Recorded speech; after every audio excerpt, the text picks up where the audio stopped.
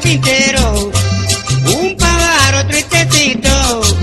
Y el pájaro carpintero, un pájaro tristecito.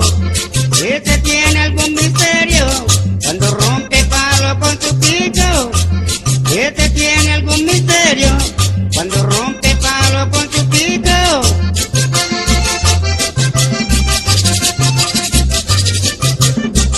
Pero